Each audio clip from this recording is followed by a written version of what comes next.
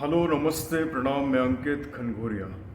मैं आज एक ऐसे प्रोसेस के बारे में बात करना चाहता हूँ जो सेलुलर लेवल पे लाइफ और multi cellular multi organ animals सभी के लिए एप्लीकेबल है। हर वो एनिमल जो धरती पे रहता है या पानी में रहता है, उनके homeostasis, balanced life, balance cellular health के लिए ज़रूरी है। और कैसे ये प्रोसेस हमारे वेदों में मेंशन्ड व्रत और उपवास से जुड़ा हुआ है और उसका महत्व क्या है, मैं आज बात करने वाला हूँ ऑटोफेजी की। ऑटोफेजी का मतलब होता है सेल्फ डाइजेशन, सेल्फ ईटिंग। ये शब्द ग्रीक भाषा से लिया गया है, जिसमें ऑटो का मतलब है सेल्फ एंड फिजी का मतलब है टू ईट। तो हम समझ सकते हैं कि ऑटोफेजी एक सेलुलर प्रोसेस है जहाँ पे सेल एक स्ट्रेसफुल कंडीशन में खुद के सर्वाइवल के लिए सेल्स में प्रेजेंट अननेसेसरी पार्ट्स, प्रोडक्ट्स को यूज़ करता है, उन्हें डाइजेस्ट करता है और एनर्जी और प्रोटीन बनाता है। और वो अननेसेसरी पार्ट्स और प्रोडक्ट्स होते हैं damaged RNA, DNA, protein, pathogens like viruses, bacteria, old damaged cells जो फ्यूचर में कैंसरस हो सकते हैं। इन्हीं चीज़ों को एक स्ट्रेसफुल कंडीशन में या in the requirement of nutrition cell digest करता है और उसी प्रोसेस को ऑटोफेजी कहते हैं। ऑटोफेजी पहली बार ये शब्द एक बेल्जियन बेस्ड बायोकेमिस्ट ने यूज़ किया था 1963 में, क्रिश्चियन डुडुवे ने, जिन्होंने बहुत बड़ी ब्रेक थ्रू स्टडी करी थी ऑटोफेजी में by discovering functions of lysosomes. Lysosomes एक डाइजेस्टिव पार्ट्स होते हैं या डाइजेस्टिव सिस्टम होते हैं सेल्स के, जो इंश्योर करते हैं ऑटोफेजी को। और उसके बाद से साल दर साल इसमें प्रोग्रेसिव रिसर्च और स्टडीज़ हो रही हैं। लेटेस्ट 2016 में Japan based doctor Yoshinori Osumi को इसके लिए नोबेल प्राइज़ मिला इन फिजियोलॉजी और medicines for discovering the secret of one day starvation, importance and relevance of autophagy in human life. और उन्होंने इस चीज़ पे बहुत फोकस किया है कि यूनिवर्सल लेवल पे और छोटे से सेलुलर लेवल पे सिंथेसिस और डिग्रेडेशन दोनों ही एक सिंक्रोनाइज्ड प्रोसेस है। सिर्फ एक से जीवन नहीं चल सकता। सिंथेसिस हम सभी समझते हैं नए सेल्स का या प्रोटीन्स का बनना, लेकिन उसी या उन्हीं नए सेल्स और प्रोटीन्स का डिग्रेड होना या ऑटोफेजी होना भी ज़रूरी है न्यू सेल्स को प्रोड्यूस करने के लिए। तो ऑटोफेजी में डिग्रेड क्या होता है या रिसाइकल क्या होता है? हर वो चीज़ जो सेल्स के लिए ज़रूरी नहीं है या जो सेल्स को फ्यूचर में उसके प्रोग्राम्ड इंटेलिजेंस से डेविएट कर सकती है। ये प्रोग्राम्ड इंटेलिजेंस क्या होती है? प्रोग्राम्ड इंटेलिजेंस ये होती है कि हर सेल एक ऑर्गेनिज्म में एक स्पेसिफिक फंक्शन परफॉर्म करता है। जैसे WBCs हमारा इम्यून सिस्टम स्ट्रॉन्ग करते हैं, RBCs हमारे लिए ऑक्सीजन कैरिंग का काम करते हैं, न्यूरॉन्स मैसेज और पाथवे क्रिएट करते हैं। अगर इनके फंक्शंस अगर डिस्टर्ब हो जाएं या इंटरचेंज हो जाएं तो एक जो बैलेंस्ड लाइफ है, जो उसकी इंटेलिजेंस है, वो खत्म हो जाएगी। तो ऑटोफेजी इंश्योर करता है कि आपके सेलुलर लेवल पे जो इंटेलिजेंस है वो सिक्योर्ड रहे। तो उसको सिक्योर करने के लिए क्या ज़रूरी है? जो अननेसेसरी पार्ट्स हैं या अननेसेसरी प्रोटीन्स हैं जो डैमेज हो गए हैं, उनको रिसाइकिल किया जाए, उनको ख़त्म किया जाए। तो ऑटोफेजी डिग्रेड करता है ऐसे ही प्रोटीन्स को, RNA को, DNA को या ऐसे सेल्स को जो अब सेल डैमेज्ड हो चुके हैं, और यहाँ तक कि पैथोजेंस को भी जो सेल में अंदर घुस चुके हैं, जो नुकसान पहुँचा रहे हैं, लाइक बैक्टीरिया और viruses. After the process of autophagy produce क्या होता है? प्रोड्यूस होता है दो चीज़। First one is energy and second one is proteins, programmed healthy proteins जो सेल्स को रिपेयर करते हैं, नए सेल्स बनाते हैं, और एनर्जी जो सेल के सर्वाइवल के लिए स्ट्रेसफुल कंडीशन में यूज़ की जाती है। अब हम समझते हैं ऐसे क्या ट्रिगर होते हैं जो ऑटोफेजी को किसी भी ऑर्गेनिज्म में, be it small single cell yeast या फिर multi organ multi cellular humans, तीन मेजर कारण होते हैं या तीन मेजर स्ट्रेसफुल कंडीशंस होती हैं। First one and the most important one is nutrient starvation, मतलब खाने की एनर्जी की कमी। Second one oxidative stress and third one is artificially induced chemotherapy. World में अभी जो मेजर फोकस है वो है न्यूट्रिएंट बेस्ड या न्यूट्रिएंट स्टारवेशन इंड्यूस्ड ऑटोफेजी की। मेजर स्टडीज और रिसर्च इसी फील्ड में हो रहे हैं और इसको रिलेट किया जा रहा है in the diagnosis and treatment of cancer in humans. तो क्विकली हम समझते हैं कि ऑटोफेजी कैसे होती है सेलुलर लेवल पे। मैं कोशिश करता हूँ शायद मैं आपको समझा सकूँ। सबसे पहले ये सेल के अंदर एक स्ट्रेसफुल कंडीशन होती है, उसके सर्वाइवल के लिए एक प्रॉब्लम क्रिएट होती है, जैसे कि उसके पास न्यूट्रिशन नहीं है। न्यूट्रिएंट स्टारवेशन एक स्ट्रेसफुल स्टिमुलस का काम करता है। सेल्स में ऑटोफेजी स्टार्ट होती है। ऑटोफेजी जैसे ही स्टार्ट होती है तो सेल्स एक डबल मेम्ब्रेन क्रिएट करता है जिसको फैगोफोर बोलते हैं। फैगोफोर का काम ये है कि वो अननेसेसरी या ऐसे पार्ट्स जिनको डाइजेस्ट करके एनर्जी प्रोड्यूस करना है उसको कैरी करता है, एक कार्गो की तरह काम करता है।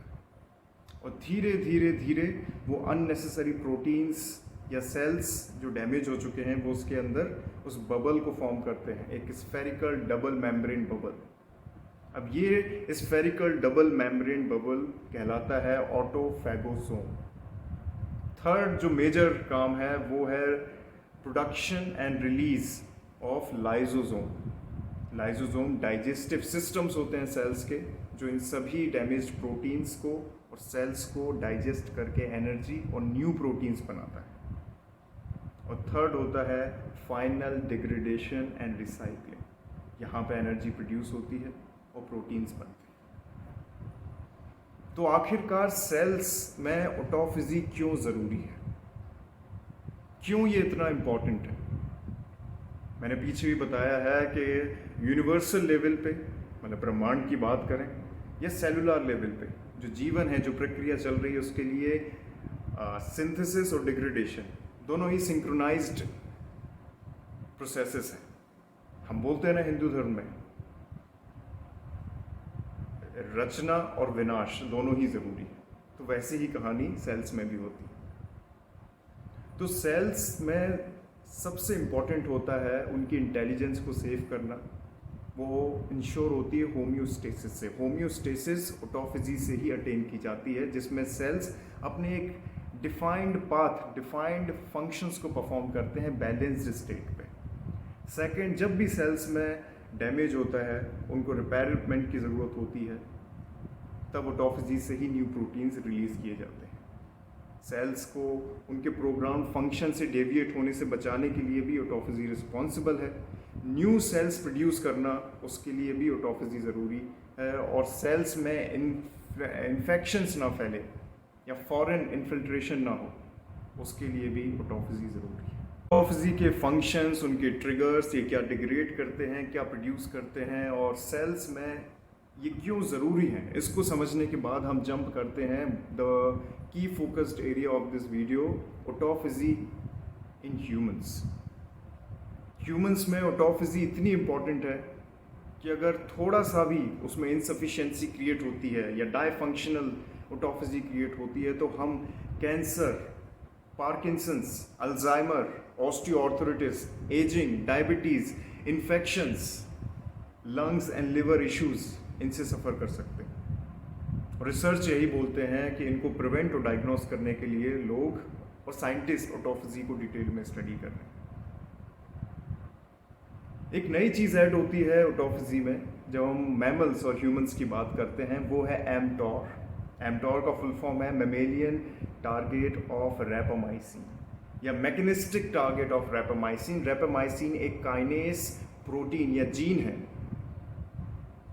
और ये जो एमटॉर है उस जीन का, उस प्रोटीन का एक पाथवे है, एक डिफाइंड पैटर्न है कि उसे कैसे काम करना है। एमटोर एक मास्टर रेगुलेटर होता है ह्यूमंस में ऑटोफेजी को स्टार्ट करने के लिए और टर्मिनेट करने के लिए। एमटॉर में दो कॉम्प्लेक्सेस होते हैं, mTOR C1 and mTOR C2। MTOR C1 master regulator होता है। एमटॉर C1 की एक्टिवनेस इन्वर्सली प्रोपोर्शनल है ऑटोफेजी के स्टार्ट या बंद होने से।